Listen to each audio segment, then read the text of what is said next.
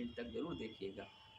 अगर देखा जाए तो 1946 से लेके यानी ओल्ड एज की जो जनरेशन है 1946 से लेकर जो है 1960 तक की जनरेशन जो है स्पेशली जो है बेबी बूमर्स कहलाती है। जी हाँ, ये एक ऐसी जनरेशन जो सेकंड वर्ल्ड वार के बाद इस जनरेशन का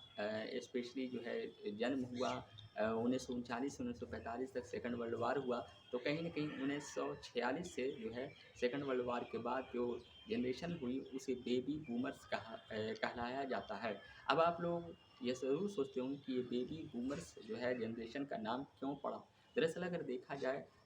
तो सेकंड वर्ल्ड वार के दौरान जो है वर्ल्ड की पॉपुलेशन कम हो गई थी, क्योंकि लगातार वर्ल्ड से में वार जो हो रहे थे, युद्ध हो रहे थे, उससे कहीं न कहीं पॉपुलेशन पर बुरा तो असर हो रहा था। कई तरह की जो है अशांति थी, और चाहे वो फर्स्ट वर्ल्ड वार हो, उसके बाद सेकंड वर्ल्ड वार हो। तो 1946 में यानी वो सेकंड वर्ल्ड वार जो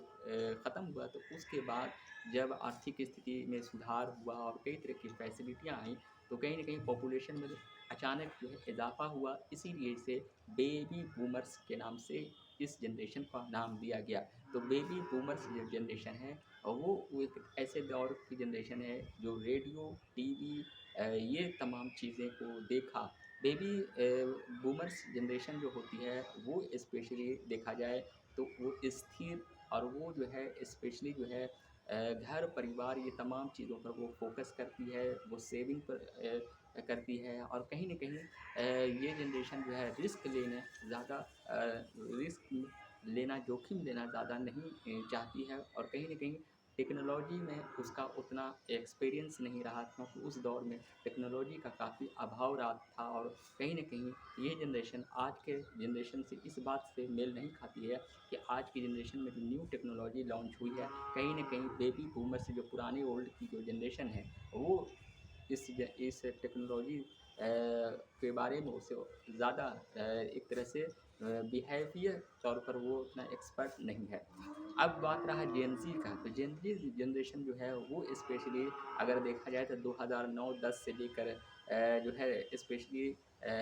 2013 तक की जनरेशन एक तरह से माना गया है। ख़ासकर अगर देखा जाए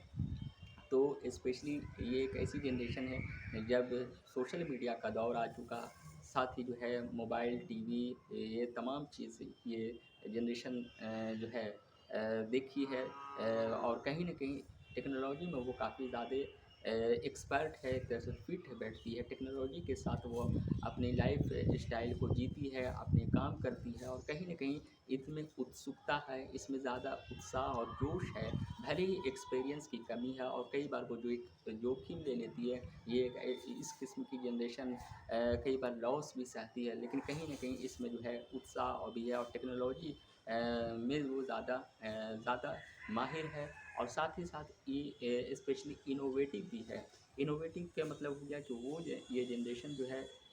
एक्सपर्ट होती है, और साथ ही जो है काम को बेहतर तरीके से करने के लिए वो जानती है, और कहीं न कहीं इसका माइंड जो है वो क्रिएटिव माइंड है, यानी कि कहीं न कहीं वो जो है क्रिएशन करती है किसी भी चीज़ का इजाद करने, या फिर उसमें जो है थिंकिंग एबिलिटी, ये तमाम चीज़ ज़्यादा आज की जेन ज़ी जनरेशन में है। तो कहीं न कहीं जेन ज़ी जनरेशन और बेबी बूमर जनरेशन में फ़र्क यही है कि बेबी बूमर्स जो है टेक्नोलॉजी में एक्सपर्ट उतना नहीं है, और जेन ज़ी जनरेशन है वो टेक्नोलॉजी में एक्सपर्ट है। बेबी बूमर्स जो है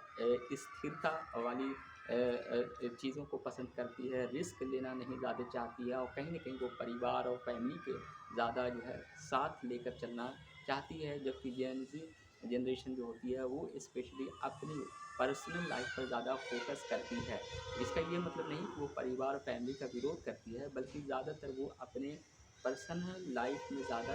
इन्वॉल्व रहती है, और कहीं न कहीं देखा जाए तो वो इनोवेटिव भी ज़्यादा होती है। तो बेबी बूमर्स और कहीं न कहीं देखा जाए तो जेन ज़ी जनरेशन में यही डिफ़रेंस है। शुक्रिया।